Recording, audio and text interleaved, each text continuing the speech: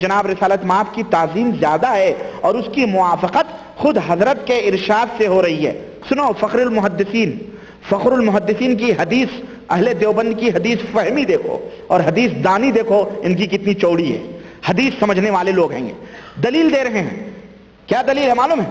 کہتے ہیں کہ حضور صلی اللہ علیہ وسلم نے فرمایا ہے کہ جو میری زیارت کو آیا کہ میری زیارت کے سوا کوئی ضرورت اس کو نہ لائی ہو تو مجھ پر حق ہے کہ قیامت کے دن اس کا سفارش کرنے والا بنوں، اس کا شفیع بنوں۔ یہ حدیث ہے، یہ گڑھی موضوع جھوٹی روایات کو فخر المحدثین اپنے جواب کی زینت بنا رہے ہیں۔ سنو، اور ایسا ہی عارف ملا جامی سے بھی منقول ہے کہ انہوں نے زیارت کے لیے حج سے علیحدہ سفر کیا۔ ملا جامی نے کون ملا جامی معلوم ہے؟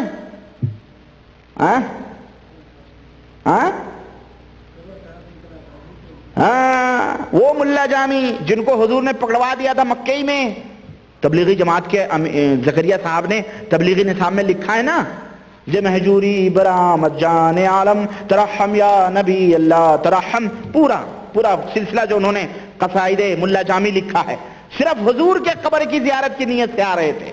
استغفر اللہ۔ اور کہتے ہیں کہ یہی طرز مذہب عشاق سے زیادہ ملتا ہے۔ اب کہہ رہے ہیں، اما دیوبند کے سرخیل ہیں، بہت بڑے عالم ہیں، کہہ رہے ہیں اما ما قالت الوہابیۃ من ان مسافر الى المدینة المنورة على ساکنها الف تحیۃ لا ينوی الا المسجد الشریف استدلالا بقوله علیہ الصلوۃ والسلام لا تشد الرحال الا الى ثلاثة مساجد فمردود۔ کہتے ہیں کہ جہاں تک بات وہابیوں کی ہے کہ وہابیوں کا، یہ کون لوگ ہیں معلوم ہے؟ جو عرب کنٹری میں آ کے کہتے ہیں ہم وہابی ہیں۔ کیوں؟ چندے لینے ہیں، دارالعلوم دیوبند کے چندے لینے، فلانے مدرسے کے چندے لینے، ہم وہابی ہیں۔ ہم کو لوگ ہندوستان میں وہابی کہتے ہیں۔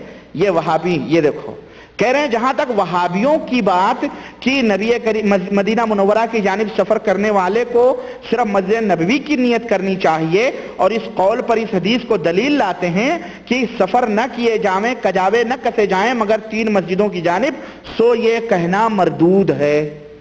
یہ قول کیا ہے؟ مردود ہے۔ ہاں، اس لیے کہ حدیث میں کہیں بھی ممانعت نہیں ہے۔ کہتے ہیں، سنو علت، کہتے ہیں کیونکہ جو علت مسجد کے دیگر مسجدوں اور مقامات سے مستثنی ہونے کی قرار پاتی بہرحال وہ ان مساجد کی فضیلت ہی تو ہے، اور کہتے ہیں کہ اور یہ فضیلت زیادتی کے ساتھ بقعہ شریفہ میں موجود ہے۔ کہتے ہیں مسجد نبی کی جو فضیلت ہے اس سے زیادہ فضیلت، خانہ کعبہ کی جو فضیلت ہے اس سے زیادہ فضیلت کہاں موجود ہے؟ بقعہ شریفہ میں موجود ہے۔ کون بقعہ کہتے ہیں؟ جگہ۔ وہ بقعہ شریفہ میں موجود ہے اس لیے کہ وہ حصہ زمین، ذرا غور سے سننا، یہ عقیدہ دیوبند کا میں بتا رہا ہوں، یہ دیوبند کیا کہہ رہے ہیں، اس لیے کہ وہ حصہ زمین جو جناب رسول اللہ صلی اللہ علیہ وسلم کے اعضائے مبارکہ کو مس کیے ہوئے ہے، یعنی اعضائے مبارکہ کو چھوئے ہوئے ہے، یعنی کہتے ہیں کہ فإن البقعة الشریفہ والرحبة المنیفة التي ضم اعضاءه صلی اللہ علیہ وسلم افضل مطلقا حتى من الكعبة ومن العرش والکرسی كما صرح به فقهاؤنا رضی اللہ عنہم۔ کہتے ہیں کہ وہ حصہ زمین جو جناب رسول اللہ صلی اللہ علیہ وسلم کے اعضائے مبارکہ کو مس کیے ہوئے ہے، چھوئے ہوئے ہے، علی الاطلاق یعنی مطلق طور پر وہ افضل ہے، یہاں تک کہ کعبے سے بھی افضل ہے، عرش اور کرسی سے بھی زیادہ افضل ہے۔ یہ دیوبند کی پہلی ڈائری ہے، اس کی پہلی اڑان عرش و کرسی پہ ہو گئی، سیدھے کعبہ اوبا گئے، عرش و کرسی گئی۔ حضور صلی اللہ علیہ وسلم کے جسم سے جو زمین لگی ہوئی ہے نا، وہ زمین بھی کیا ہے؟ اب حضور صلی اللہ علیہ وسلم جب زندہ تھے تو حضور حمام بھی جایا کرتے تھے، تو حمام سے بھی آپ صلی اللہ علیہ وسلم کے جسم لگتے تھے، یا حضور بول و براز بھی فرمایا کرتے تھے، تو جہاں پیشاب کی جو زمین ہے تو وہ بھی عرش و کرسی سے بڑھ گئی۔ اعوذ باللہ، یہ کون سا عقیدہ بیان کیا جا رہا ہے؟ کیا ہمارے سلف صحابہ کرام رضوان اللہ علیہم اجمعین اس عقیدے پر گئے تھے؟ تم ان سے بڑھ کے محبت کرنے والے ہو اللہ کے نبی سے، یہ کیسا عقیدہ تم بیان کر رہے ہو؟ کیا یہ اللہ اور اس کے رسول نے اس طرح کی تشریحات یا صحابہ کرام نے اس قسم کی تشریحات کی ہیں جو تم اپنی ڈائریوں میں یہ تمام سب باتیں لکھتے ہو؟ یہ پہلی ڈائری کا پہلا ورق ہے. ہاں بہرحال اس کی اور بھی باتیں کہتے ہیں. اخیر میں میں بات ختم کر دوں. کہتے ہیں کہ ہمارے بیان کے موافق بلکہ اس سے بھی زیادہ تفصیل کے ساتھ ہمارے شیخ شمس العلماء حضرت مولانا مولوی رشید احمد گنگوہی نے اپنے رسالہ زبدۃ المناسک کی فصل زیارت مدینہ منورہ میں فرمائی ہے، جو بارہا چھپ چکی ہے. ہاں جس میں مولانا نے اور ایک شیخ ہیں مفتی صدر الدین دہلوی نے ایک رسالہ لکھا ہے جس میں مولانا نے وہابیہ اور ان کے ماننے والے موافقین پر قیامت ڈھا دی ہے اور ان کو بے کن دلائل ان کے ذکر فرمائے ہیں.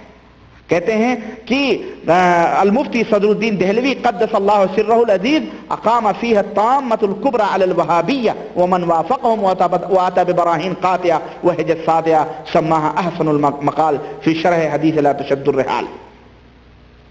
یہ پہلی ڈائری ہے. انشاءاللہ پہلی ڈائری کا دوسرا ورق، تیسرا، چوتھا، پانچواں، ساتواں، آٹھواں عقیدے کے تعلق سے آمین رفع دین، یہاں نیت باندھو، ہاں کہ یہاں نیت باندھو، کہ یہاں باندھو، کہ یہاں کھول کے رکھو، کہ یوں پھیلا، اس پہ نہیں گفتگو ہوگی. ہم عقیدے کے اوپر چل رہے ہیں کیونکہ عقیدہ مین ہے. عقیدہ درست ہے تو سب درست ہے، اور انشاءاللہ تعالی عقیدہ درست ہے اور پھر اعمال کا نمبر آئے گا. پہلے عقیدہ کی، عقیدہ علماء دیوبند کا کیا ہے اور اس کی ڈائری، عقیدے کی ڈائریاں کیا ہیں، اس کے اوپر میری گفتگو ہوگی.